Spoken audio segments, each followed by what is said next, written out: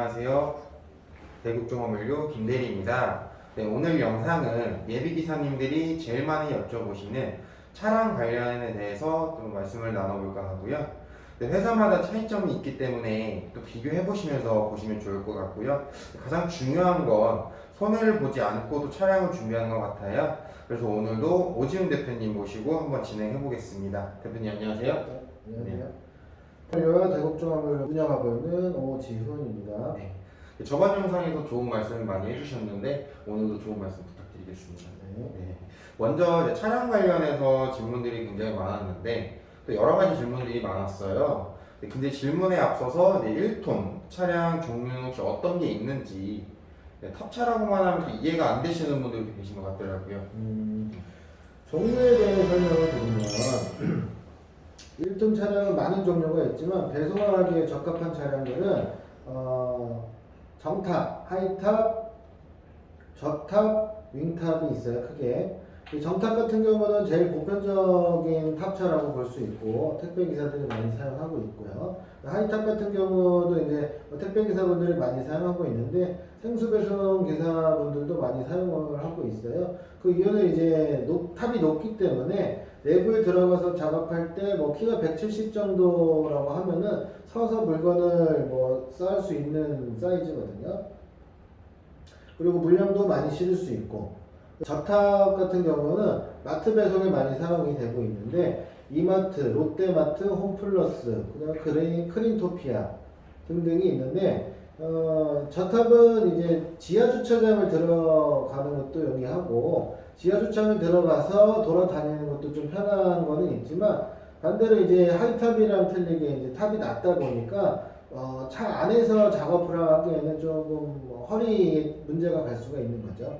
그 다음에 윙탑은 옆으로 문이 열리는 건데 이 윙탑 같은 경우에는 배송기사들한테 용이한 것보다 지게차로 싣고 지게차로 내리는 거에 좀 편리하게 만들어진 탑차고, 근데 윙탑이라고 해서 택배나 생수 배송을 못하는 건 아닌데 항상 옆문이 없기 때문에 항상 뒷문으로만 들어가서 물건을 싣고 내려야 되는 그런 단점이 있습니다. 그래서 추가적으로 위에 내탑 말고 이제 냉장탑, 냉동탑, 그 다음에 냉장 하이탑, 냉동 하이탑, 리프트 차량이 있는데 가장 보편적인 정탑이랑 하이탑이라고 보시면 돼요. 지금 말씀해주신 종류가 더 있다는 건가요? 네, 더 있죠. 정말 종류가 많은데요. 평소에 다니다 보면 또 보이던 차량들이 이제 탑차가 많이 보이지만 또 이제 앞으로는 이해가 좀 잘 될 것 같기도 하고요. 이제 앞으로 질문을 넘어갈게요. 첫 번째로 많이들 물어보시는 게 차를 꼭 사야 하나요? 라는 질문이었는데 차를 꼭 사야 이제 일을 할 수 있는 건가요? 꼭 사야 되는 건 아니지만 그래도 본인 차량으로 하는 게 가장 좋기야 좋죠.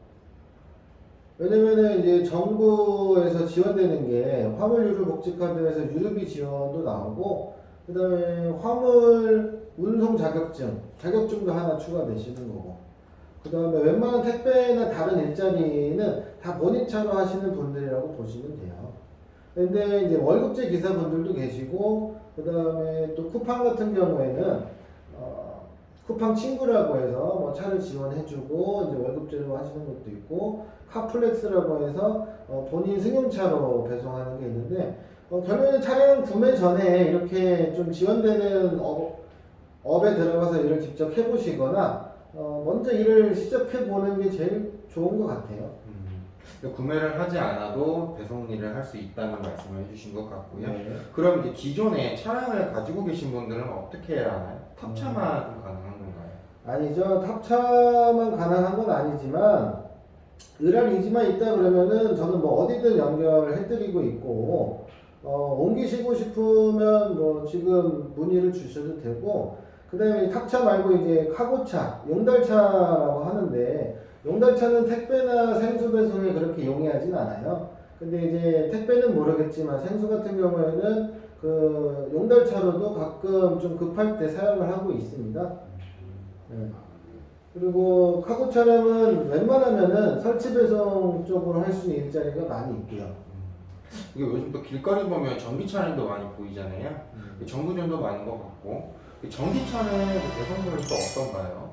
전기차는 좋죠. 정부 지원도 많고, 뭐, 정부 지원 중에서 뭐 차량 금액과 또 영업용 넘버 지원해주는 게 있는 걸로 알고 있는데, 그 두 가지만 봤을 때는 가장 좋죠. 근데 이제 제가 직접 하고 있는 기사분한테 들은 거는 뭐가 있냐면요. 한 번 충전을 했을 때 탈 수 있는 게 300km 정도인데, 지금 자기가 일하는 곳에 대한 그 키로수 타는 것도 잘 계산을 해봐야 되고, 그 계산을 해봐야 되는 이유는 이제 충전하러 가는데 거리가 멀면은, 일하다가 중간에 가야 될 수도 있고, 아니면은 이제 자기가 출퇴근할 때 충전을 하는 곳이 멀면은 조금 힘들 수도 있겠죠. 그럼 또 중간에 일을 하시다가 스톱이 되는 경우도 있으시겠네요. 그렇죠. 두 번째로 또 많이들 물어보시는 게 물류회사를 통해 차량을 구매하는 것과 또 개인적으로 차량을 구매하는 것 중 어떤 게 제일 좋은가요라는 질문이었는데 저도 이게 굉장히 궁금했거든요. 이게 대표님이 어떻게 생각하시나요? 저는 뭐 제가 물류회사를 하고 있어서가 아니고 전 물류회사가 훨씬 더 좋다고 생각하는 게 왜냐면 차량과 일자리를 같이 묶어서 주잖아요. 그 부분이 좋다고 생각하고 물류회사에서 차량에서 뭐 마진 수익을 안 보고 그 다음에 노선비, 투입비 이런 거 없이 된다라고 하면은 당연히 물류회사가 좋은 거 아닌가요? 일단 뭐 자기가 산다, 뭐 매매단지 가서 사는 거 누구나 살 수 있어요. 그리고 나서 일자리를 또 알아본다, 시간도 걸리고 비용도 한 번 더 들어갈 수 있어요. 그러면은 지금 비용적인 부분이 벌써 2번이 들어가는 건데 기사님들도 아셔야 되는 게 차를 구매할 때는 차 값에만 뭐 포함되어 있는 게 아니고 취득세, 등록세, 승용차 같은 경우는 7%지만 화물차는 5%거든요. 그리고 이전비, 보험료 들어가는 거를 알고 계셔야 돼요. 근데 이 금액이 한 200, 300 정도 보시면 돼요. 그럼 차가 뭐 1000만 원이다 그러면은 1200, 1300 정도를 생각하셔야 되는 거고, 그 다음에 이 일을 시작하게 되면은 뭐 사업자 발급, 뭐 세금 관련 이런 걸 다 직접 하셔야 돼요. 본인이 직접 하셔야 되는데 요거는 저희 대국종합물류에서 세무 담당이 있으니까 최소한의 금액으로 처리를 해드리고 있고, 그 다음에 일을 그만둘 수도 있잖아요, 기사님들이. 네. 일을 그만뒀을 때 옮긴다라는 개념이면은 또 물류회사 알아보셔야 돼요. 근데 저 같은 경우 말만 해주신다 그러면은 다른 쪽으로 또 옮겨드리거든요. 그럼 당연히 물류회사가 좋은 거지 않을까요? 그래서 지금 뭐 첫 번째 질문에서 제일 중요한 거는 계속 강조드리는 게 선택해보시고 일을 해보세요. 일을 해보시면은 이제 적성을 떠나갖고 이만하면 해볼만 하다라는 기준을 가지고 계셔야 돼요.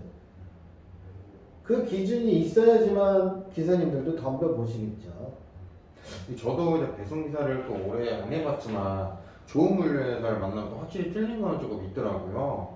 그리고 이제 차량 준비가 조금 어려우신 분들이 생각보다 많으신데 우정 기사님들은 일할 수 있는 방법이 있는 건가요? 있죠. 기사님이 마인드 좋고 일만 열심히 한다 그러면은 차를 제가 사서라도 드릴 거예요. 그러니까 이제 경력직이신데 차를 못 사신다. 저희 회사 오셔갖고 상담 한번 받으시고, 지금 급한 일자리 너무 많아요. 꼭 오세요. 오늘 질문 여기까지고요. 이제 큼지막한 질문으로 말씀을 나눠봤는데 어떠셨나요?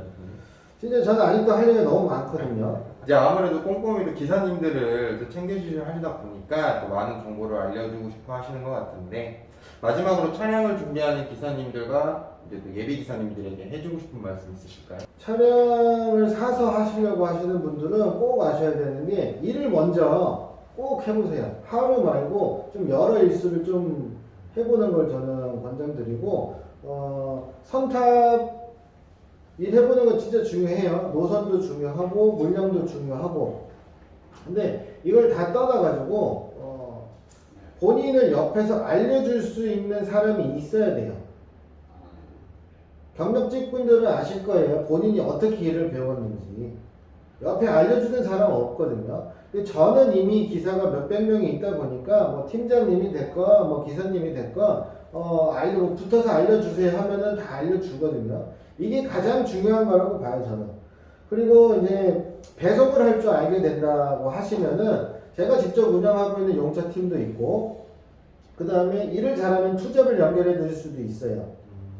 그러니까 요 말은 즉슨 제가 매출을 직접 만들어 드리고 제가 직접 급여를 주는 거니까 그러면 좋다라고 생각하시면 되고, 다른 물류 회사랑 좀 틀리게 운영을 하고 있으니까요. 많은 관심 가져주세요. 좋은 답변 너무나 감사드리고 또 예비기사님들과 또 경력직 기사 분들할 때 조금이나마 도움이 됐으면 좋겠고요. 또 말씀 중에 용차팀과 투자 얘기를 하시는데 이 내용은 제가 좀 더 많이 좀 궁금한 내용이에요. 그렇기 때문에 이거는 다음 영상에서 얘기를 나눠보도록 하겠습니다. 오늘도 시청해주셔서 감사합니다.